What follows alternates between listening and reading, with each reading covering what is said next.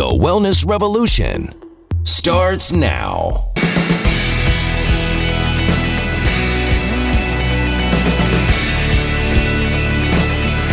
Hello, I'm Dr. Steve Hotze, and welcome to Dr. Hotze's Wellness Revolution.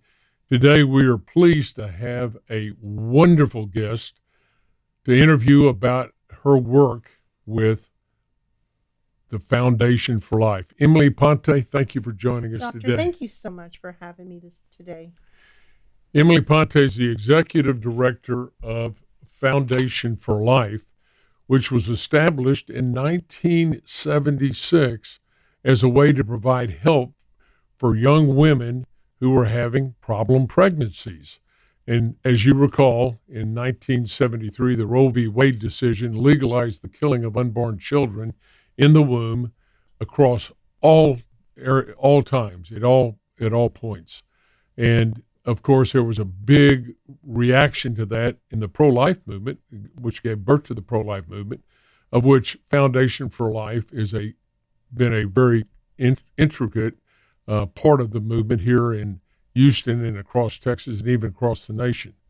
So I might say my mother and father, as well as my mother and father, Ernest and Margaret Hotze, Dr. Michael Donovan and Mrs. Donovan, as well as, who was the other founder of that? Louis Berry and John Hubenek. Right. Louis Berry and John Hubenek founded this. They founded Life Advocates in 1973 to stand politically against the killing of the unborn. And in 1976, they established Foundation for Life, which provided maternal services for women that had problem pregnancies and were really considering ending their pregnancies. Emily Ponte's worked with them for a number of years, and in 2018 became the executive director of Foundation for Life. And I wanted you to meet her and hear about the marvelous story that they have in promoting life value, Christian life value.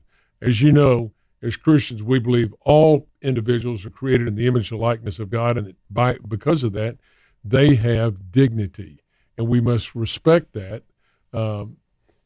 and protect that life. That's what our job is to protect life, and that's part of the Ten Commandments is thou shalt not kill, and that would surely apply to those that are unborn and in the womb. So, Emily, thank you for your work. Tell us about the work at Foundation for Life and what you all do. Oh, Dr. Hotze, again, thank you so much for having me today, and thank you to your parents and to you especially for being such an amazing legacy to what your parents saw all those years ago.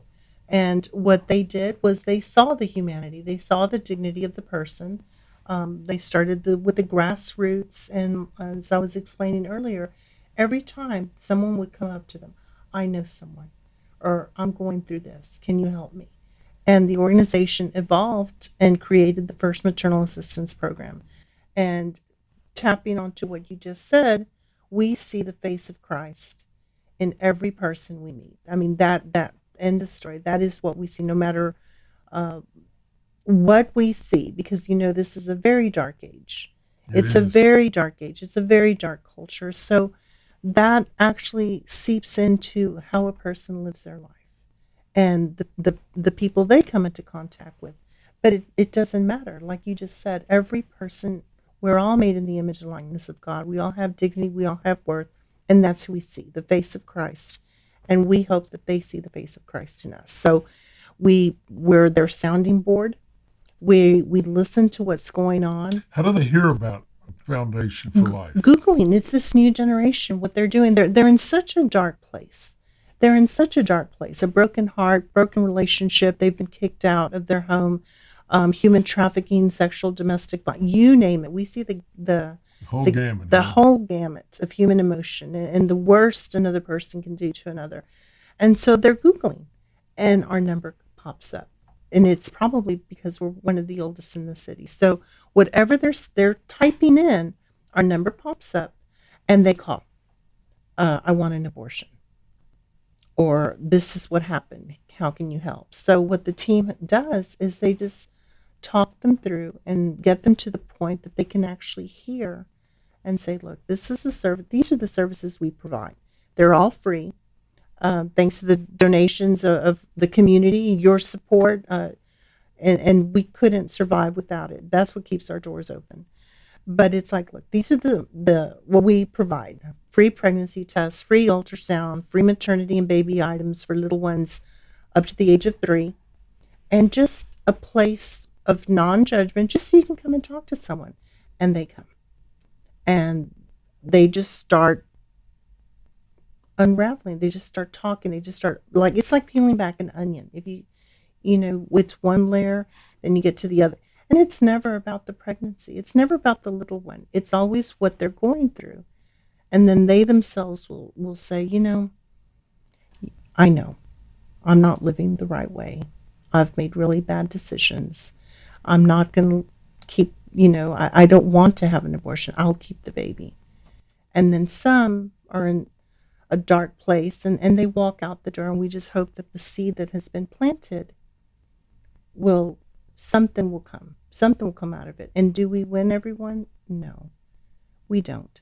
But what usually happens, and what does happen, is that the ones that walk out the door, they'll call us either later that month and confess that they made a very, very bad decision. And they just want to talk to somebody. Or for their next pregnancy, they'll come back to us and say, you were right. I should have never done what I did. But I'm coming to you again. I'm in a better place. And the only thing we can tell those young women is that, ask God for forgiveness, forgive yourself, and just keep moving forward. And just raise your children in the right way and teach them to say, I'm sorry. Teach them to say, I love you. Teach them to say, thank you. Teach them all these foundational things that our society seems to have forgotten sometimes. Well, as we've drifted away from a biblical base of our country and the Christian base, it's really led to a lack of any moral foundation. No, it's true. It's true. I mean, you have the evil one just trying to strip away goodness, truth, and beauty, and that is God. That's right. So tell us, with these girls, what's a big turning point? I know we have the ultrasound, so tell us what kind of difference is the ultrasound? And that's, folks, when a mother comes in, they can do an ultrasound, and the mother can literally, on a screen there in the office, see the unborn baby in its form. So tell us about that. Oh, it makes a huge difference. I mean, and now you've got the big discussion of Senate Bill 8, which is the heartbeat bill. But seeing that the was little the Texas bill. Yes. Yeah, Texas bill, heartbeat bill, which is the most protective legislation, pro-life legislation ever passed in the country, and it's working its way all the way up to the Supreme Court right now. So that bill says that as soon as you see a heartbeat, nobody can kill that unborn baby. Now, we don't believe they should be able to kill the baby at any time, exactly. But this is, the heartbeat happens in about 6 weeks, I think. Correct. And so most women that would want to go in to even think about having an abortion, there'll be a heartbeat by the time they get to the clinic. And so doctors are prohibited from performing the killing of the unborn at that point. They can't do that. Correct. And so, but tell us about when the women come in and you say, well, why don't you just how do you get them to the point for them to see an ultrasound? What is the response usually when they see the ultrasound of the baby? Well, it's two ways. One is trying to get the client to see us as an alternative. That what we're trying to do is in a loving environment, just verify they are expecting, verify that the pregnancy is viable, and let's talk about it. Let's see what this means. Let's really let's just talk. So we have those women that come in, they're we call them abortion minded. They're kind of like on the fence. And then once you get them to talk about what is going on in their life, then they see the little one on the screen. Because what we do as part of the case management is get them to see their own dignity and worth. And this child, and no matter who it is, no matter across the world, this little one is an extension of the goodness of not only the mom, but the dad too. It is the best of who these two people were at the moment the child was conceived. I mean, that's just fact. I mean, granted, there are all of those hard cases that are extremely, the rape victims, Right. human trafficking, all. But at the end of the day, it is still an extension of their own goodness, and that's part of the conversation. And then they go to the ultrasound, and then they see that it makes an absolute difference. What kind of response is it? Oh, they start crying. Oh my goodness, they start crying because again, They like see their baby. yeah, it's really emotional. It's emotional for Connie, who is our sonographer. It's emotional for them, and it's emotional for the members of the team because they know all the circumstances surrounding this.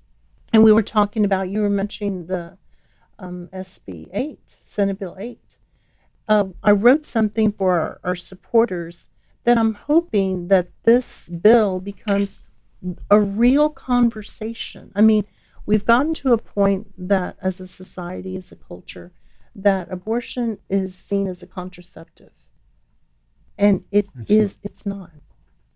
It really isn't. But our society sees it as a Well, I contraceptive. don't say some in society. So they say- better said. You're absolutely right, which is madness. But then beyond that is the fact that when two people are together to have a little person, it's because there is an act of intimacy, but our society isn't talking about that. You can't just be, like a little bee here and there trying to find the right person, or at a party, or this and that, or inebriated, or this, that, or the other, and just lusting. No, that's not love, and that's not a relationship. But our society doesn't even talk about that. That's the underlying tone. That's the not the issue, but that is a big chunk of it. Our culture really says, okay, what's good for me at this moment? That's right. What's good for me right now? Let's see. No, it doesn't work that way. So then you have this act, this intimate act, and then you have a little one. And it's like, no, let's go ahead and do the abortion. It's like, no, that is not. It's not the way it's done. That is not good. That is not healthy. That is not.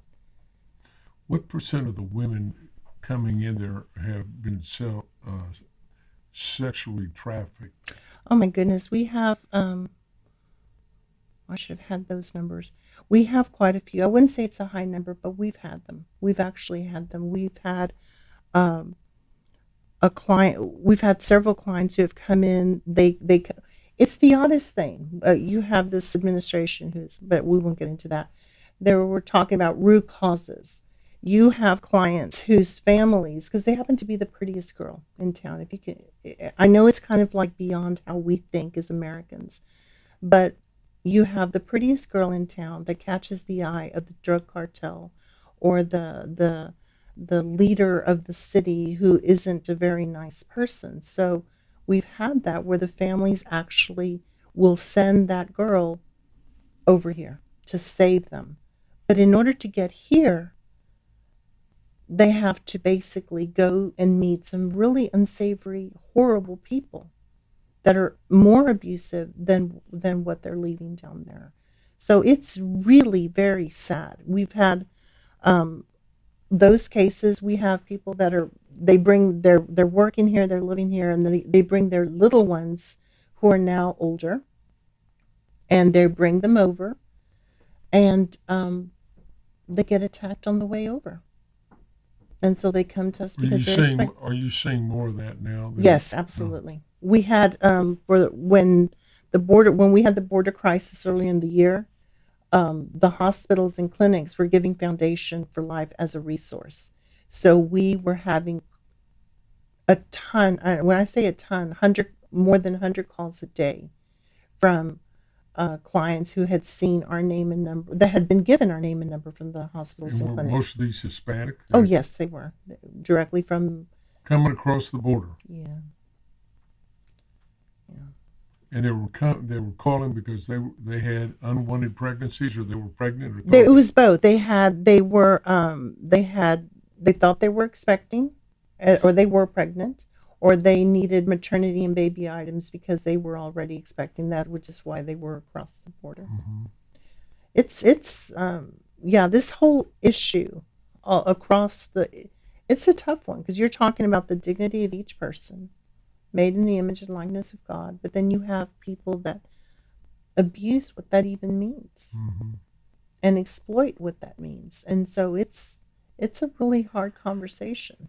How many people on an average per year are seen by Foundation for Life? We How many ladies? we see about 600 ultrasounds. So that means they're expecting. That doesn't include all the pregnancy tests we see because not everyone is expecting. So I would say like close to 700. Last year was kind of an anomaly, obviously, because of what the country and the nation was going through, but the team was still working remotely and they were answering those calls. And I can tell you as I'm sitting here, as we're talking, that the clients would call because they were freaking out over, they were expecting, remember, they're in this relationship. And then they would fight with their husband, their significant other, and then they thought they were expecting. So they would call because they needed an abortion. They weren't going to take this. They weren't going to stay. They were blah, blah, blah. And so the team would say, look, right now we're trying to get our PPE. We're trying to get back so we can see you. But just tell me what's going on. So they would talk to them. Those ladies came. Those ladies actually came because they wanted to see the lady who had spoken to them on the phone. Now, Is that amazing? Yeah, that is wonderful. It No, really that's is got to kind be of amazing. to me. That's got to be a tough job counseling. When you're getting women that are calling in thinking they may be getting services to take the life of their unborn child, and yet you're on the other side trying to bring them back to life. That's got to be emotionally draining. It is for the team. Just keep them all in prayer because they try. We start the day in prayer. They end the day in prayer. If there's a hard case, they always come and they talk with one another so that the person is lifted up during that session. But it really is about the good of the person and being the face of Christ and truly seeing the face of Christ.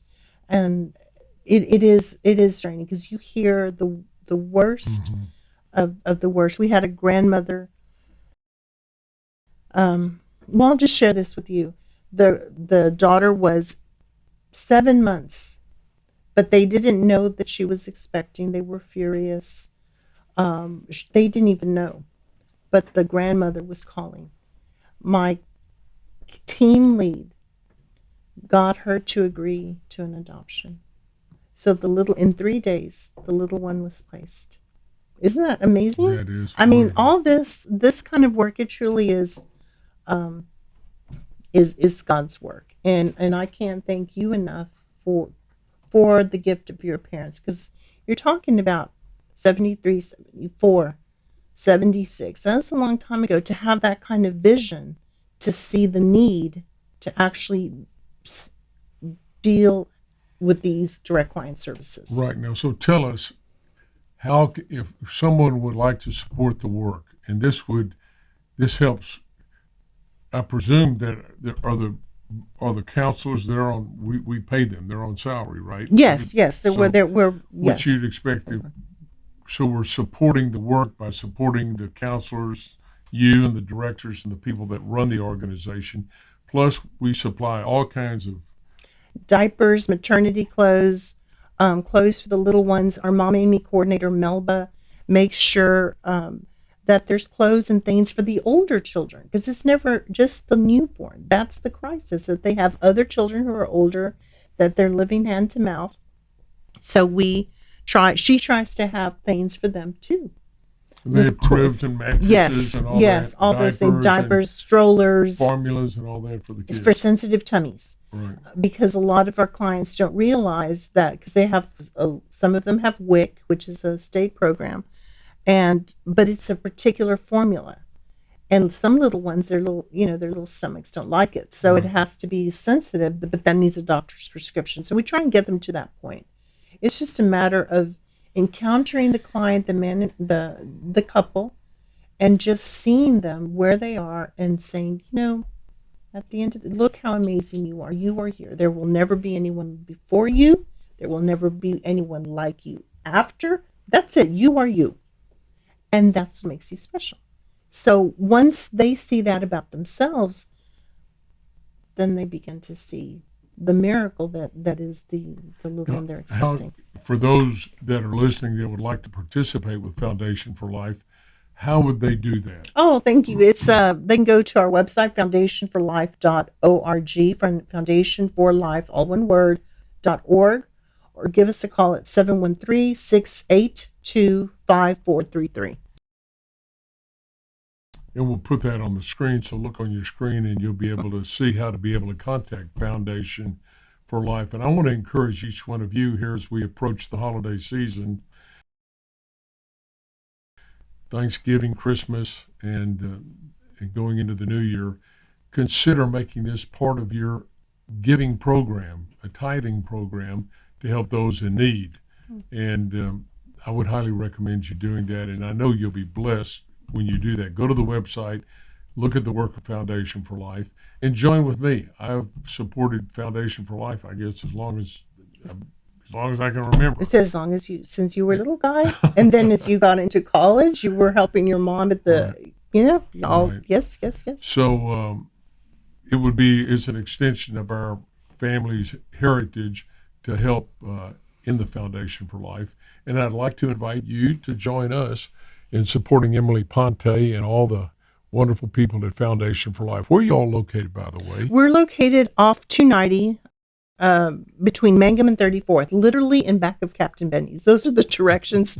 That's how we tell our clients to get there. Just look for Captain Benny's. We're in this 2-story building, directly in back of that.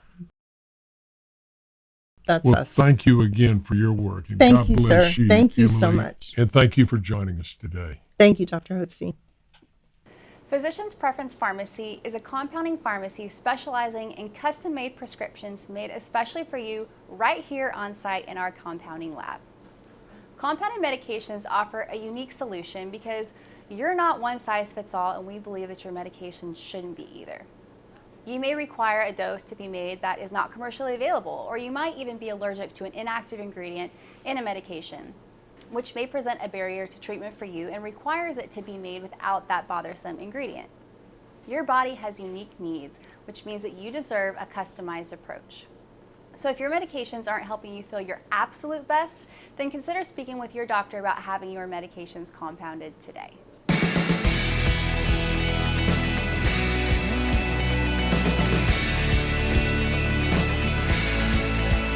Information provided on this program is neither intended nor implied to be a substitute for professional medical advice and is not intended to replace the services of a physician, nor does it constitute a doctor-patient relationship. You should not use information from this radio program to diagnose or treat a health problem or disease without consulting with a qualified healthcare provider. If you have or suspect you have an urgent medical problem, promptly contact a professional healthcare provider or call 911. Dr. Hotze's Wellness Revolution advises you to always seek the advice of a physician or other qualified health provider prior to starting any new treatment or with any questions you may have regarding a medical condition. Any application of the recommendations from this program is at the listener's discretion.